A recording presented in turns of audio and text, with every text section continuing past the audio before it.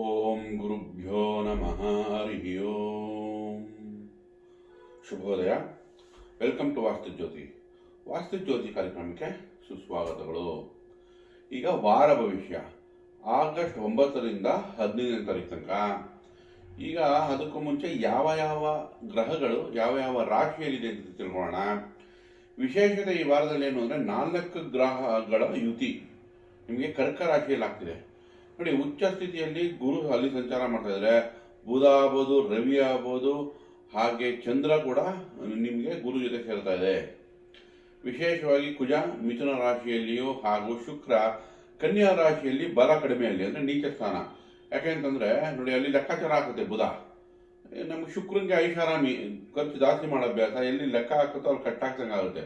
So ಹಾಗಾಗಿ ಅಲ್ಲಿ ಶುಕ್ರ ನಮಗೆ ಸ್ವಲ್ಪ ನೀಚ ಅಂದರೆ ಬಲಹೀನನಾಗಿರುತ್ತೆ.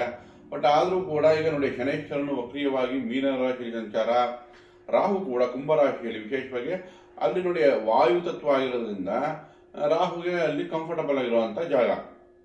ಸೊ ಈಗ ವಿಶೇಷವಾಗಿ ಚಂದ್ರ ಕರ್ಕಾಟಕ ರಾಶಿ ಸ್ವಂತ ಮನೆಯಲ್ಲಿದೆ. ಸೊ ವಿಶೇಷ ಫಲಗಳನ್ನು ನಾವು ನಿರೀಕ್ಷಿಸಬಹುದು ಈ ವಾರದಲ್ಲಿ.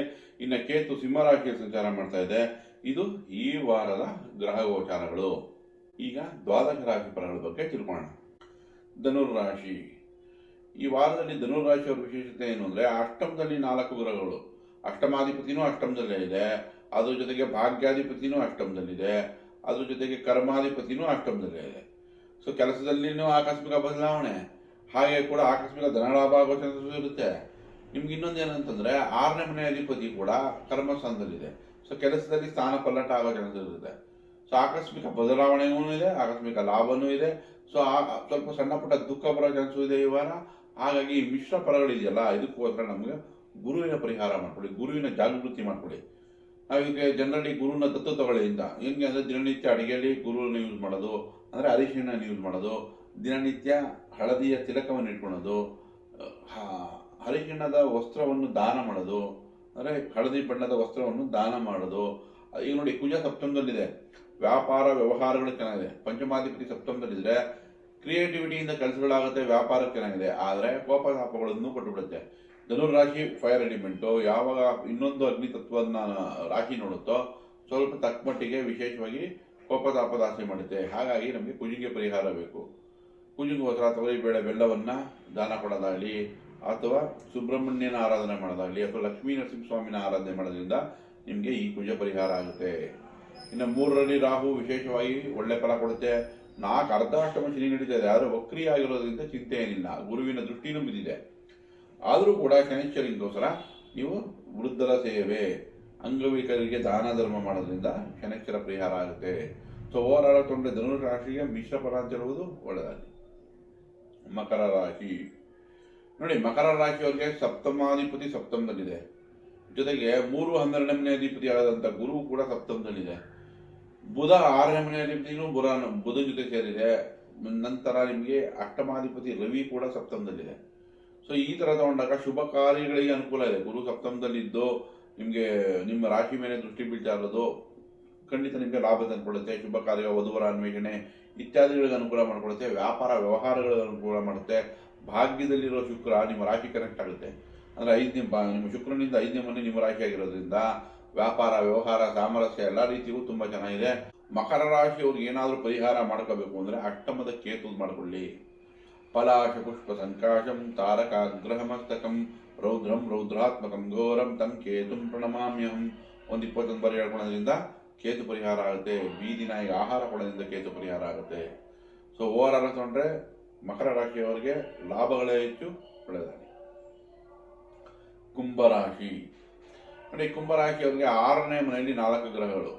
ಸೊ ಇಲ್ಲಿ ವಿದ್ಯಾಭ್ಯಾಸ ಅಥವಾ ಕೆಲಸ ಕಾರ್ಯ ಇತ್ಯಾದಿಗಳು ತುಂಬ ಚೆನ್ನಾಗಿದೆ. ಬಟ್ ಆರೋಗ್ಯದಲ್ಲಿ ಸ್ವಲ್ಪ ಎಚ್ಚರಿಕೆ ವಹಿಸಬೇಕು.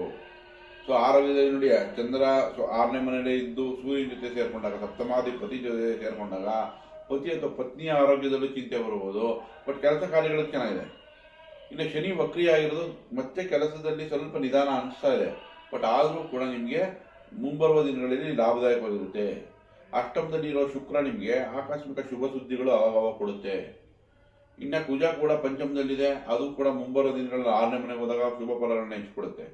ಈಗ ಸೂರ್ಯ ಇರೋದ್ರಿಂದ ಕೆಲಸ ಕಾರ್ಯ, ಅಧಿಕಾರ, ಮೇಲಧಿಕಾರಿಯಿಂದ ಮೆಚ್ಚುಗೆ, ಇದೆಲ್ಲ ವಿಷಯಗಳಿಗೂ ಸೂರ್ಯ ನಿಮ್ಗೆ ಕನೆಕ್ಟ್ ಆಗ್ತಿದೆ. ಆರೋಗ್ಯದಲ್ಲಿ ಒಂದು ಎಚ್ಚರಿಕೆ ವಹಿಸಿದ್ರೆ ನಿಮ್ಗೆ ಅನುಕೂಲಗಳನ್ನೇ ಹೆಚ್ಚು ನೋಡ್ಬೋದು. ಇನ್ನು ಶನೈಶ್ವರಂಗೋಸ್ಕರ ರಾಮ ರಕ್ಷಾ ಸ್ತೋತ್ರ ತುಂಬ ಚೆನ್ನಾಗಿ ವರ್ಕ್ ಆಗುತ್ತೆ. ಶ್ರೀರಾಮ ರಾಮ ರಾಮೇತಿ ರಮೇ ರಾಮೇ ಮನೋರಮೆ ಸಹಸ್ರನಾಮ ತತ್ತುಲ್ಯಂ ಶ್ರೀರಾಮ ನಾಮ ವರಾನನೆ ಒಂದು 21 ಬಾರಿ ಹೇಳ್ಕೊಳ್ಳಿ. ಖಂಡಿತ ನಿಮಗೆ ಅದು ಅನುಕೂಲಕರವಾಗಿ ರಿಸಲ್ಟ್ ಕೊಡುತ್ತೆ. ಇನ್ನು ಮೀನರಾಶಿಯವರಿಗೆ ಪಂಚಮದಲ್ಲಿ 4 ಗ್ರಹಗಳು ಇದ್ದು ವಿಶೇಷ. ಇದು ನಿಮ್ಮ ರಾಶಿ ಮೇಲೆ ನಿಮ್ಮ ರಾಶಿ ಕನೆಕ್ಟ್ ಆಗುತ್ತೆ. ಗುರು ದೃಷ್ಟಿ ಬೀಳುತ್ತೆ. ಜನ್ಮದಲ್ಲೇ ಶನೈಶ್ವರ ಇರೋದ್ರಿಂದ ಇಲ್ಲಿ ಕೆಲಸ ಕಾರ್ಯ, ಶುಭ ಕಾರ್ಯಗಳಿಗೆ ಕನೆಕ್ಷನ್ ಆಗುತ್ತೆ. ಪ್ರೀತಿ ಪ್ರೇಮ ಸಾಮರಸ್ಯಕ್ಕೂ ಕನೆಕ್ಟ್ ಆಗುತ್ತೆ. ಯಾಕಂದರೆ ಶುಕ್ರನ ದೃಷ್ಟಿನೂ ಬಿದ್ದಿದೆ. ಬಟ್ ಆದರೂ ಕೂಡ ಸ್ವಲ್ಪ ಒತ್ತಡ ಇರುತ್ತೆ. ಯಾಕಂದರೆ ಶುಕ್ರ ಸಪ್ತಮದಲ್ಲಿ ಬಲಹೀನನ ಇದ್ದಾನೆ. ನಿಮ್ಗೆ ಅಧಿಪತಿ ಏನು 3 ಮತ್ತು ಅಷ್ಟಮಾಧಿಪತಿ. ಮೀನರಾಶಿಗೆ 3 ಮತ್ತು ಅಷ್ಟಮಾಧಿಪ ಆದಂಥ ಶುಕ್ರನು ಸಪ್ತಮದಲ್ಲಿದೆ. ಸೊ ಅದಕ್ಕೆ ನಮಗೆ ಶುಕ್ರ ಶಾಂತಿ ಬೇಕು. ಶುಕ್ರನಿಗೋಸ್ಕರ ದುರ್ಗಾ ಆರಾಧನೆ ಮಾಡೋದು, ಹೆಣ್ಣು ಮಕ್ಕಳಿಗೆ ಅಲಂಕಾರಿಕ ವಸ್ತುದಾನ ಕೊಡೋದು, ಬಾಗಿನಗಳನ್ನು ಕೊಡೋದು, ದುರ್ಗಾದೇವಿ ಅಷ್ಟೋತ್ತರಗಳನ್ನು ಹೇಳ್ಕೊಳೋದು, ಇದರಿಂದ ಖಂಡಿತ ನಿಮಗೆ ಅನುಕೂಲ ಆಗುತ್ತೆ. ಇನ್ನು ಮೀನರಾಶಿಯವರಿಗೆ 4ನೇ ಮನೆ ಕುಜ ಇರೋದ್ರಿಂದ ಭೂಮಿ, ವಾಹನ, ಧೈರ್ಯ, ಸ್ಥೈರ್ಯ ಇತ್ಯಾದಿಗಳಿಗೆ ತುಂಬ ಲಾಭ ಚೆನ್ನಾಗಿದೆ. ಮೀನರಾಶಿಯವರಿಗೆ 12ನೇ ಮನೆ ರಾಹು ಸಂಚಾರ ಏನಾಗ್ತಿದೆ, ಫಾರಿನ್ ರಿಲೇಟೆಡ್ ಕೆಲಸಗಳಿಗೆ, ಫಾರಿನ್ ಹೋಗೋಕ್ಕೆ ಇಂಥ ವಿಷಯಕ್ಕೆ ರಾಹು ಸಹಾಯ ಮಾಡುತ್ತೆ. ಇಲ್ಲ ಅಂದರೆ ಅನಾವಶ್ಯಕ ಖರ್ಚು ತಂದು ಕೊಡುತ್ತೆ. ಹಾಗಾಗಿ ರಾಹುಗೆ ಕೂಡ ಪರಿಹಾರ ಮಾಡ್ಕೊಳ್ಳಿ. ರಾಹುಗೋಸ್ಕರ ಉದ್ದಿನ ಬೇಳೆ ದಾನ ಮಾಡೋದು, ದುರ್ಗಾದೇವಿ ಆರಾಧನೆ ಮಾಡೋದು ಇತ್ಯಾದಿಗಳಿಂದ ನಿಮ್ಗೆ ಅನುಕೂಲ ಆಗುತ್ತೆ. ಓವರಾಲ್ ಹಾಕೊಂಡ್ರೆ ಮೀನರಾಶಿಗೆ ಶುಭ ಫಲ ಹೆಚ್ಚಾಗಿದೆ. ಒಳ್ಳೆಯದಾಗಲಿ. ದಯವಿಟ್ಟು ಈ ವಿಡಿಯೋ ಇಷ್ಟ ಆಗಿದ್ದಲ್ಲಿ ಲೈಕ್ ಮಾಡಿ, ಶೇರ್ ಮಾಡಿ, ಸಬ್ಸ್ಕ್ರೈಬ್ ಮಾಡಿ. ಧನ್ಯವಾದಗಳು.